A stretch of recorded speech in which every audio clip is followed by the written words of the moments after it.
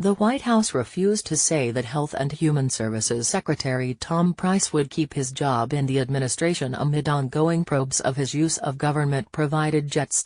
I think the president's addressed this yesterday, White House Press Secretary Sarah Huckabee Sanders told reporters on Thursday. We're going through this process, we're going to conduct a full review, and we'll see what happens, Sanders said. Thursday afternoon, HHS announced he was stopping all private jet travel and giving back funds spent to ferry him to appointments around the country. To make sure everyone knows that I understand and appreciate this, and to make sure everyone knows that this will never happen again, I am taking the following steps, Price wrote. My staff and I will continue to cooperate fully with the OIG and internal review. I will take no more private charter flights as Secretary of HHS. No exceptions.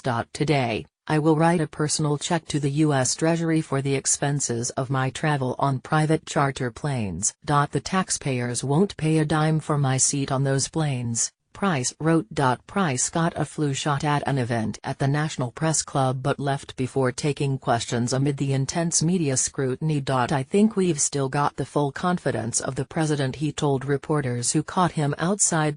Sanders' comments came a day after Trump let reporters know he was not happy about the situation, and indicated he had told Price so himself. I was looking into and will look into it, and I will tell you personally, I'm not happy about it. I am not happy about it, the president said when asked about Price as the president prepared to take a trip aboard Marine One en route to Indiana Wednesday. I am not happy about it and I let him know it, Trump added. As the president said yesterday, he's not thrilled, definitely not happy, Sanders said when asked about it. The White House does not have a role on the front end of approving private charter flights at the agencies, and that's something that we're certainly looking into from this point forward, and have asked a halt be put, particularly at HHS, on any private charter flights moving forward, until those reviews are completed, she said.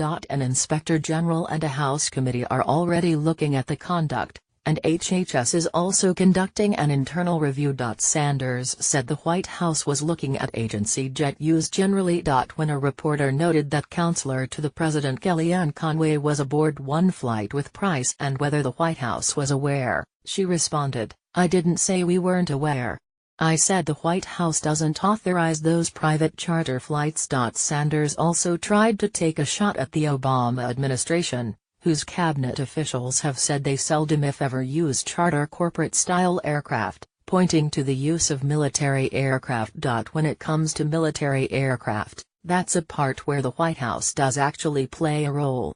And on that front, the Trump administration has actually authorized far fewer flights for senior government officials than the Obama administration did during the same time period, she said. And so we're continuing to look at ways to bring that back, under the places where the White House has that direct control and authority, which is under military aircraft, which we've cut back significantly at this point, she said.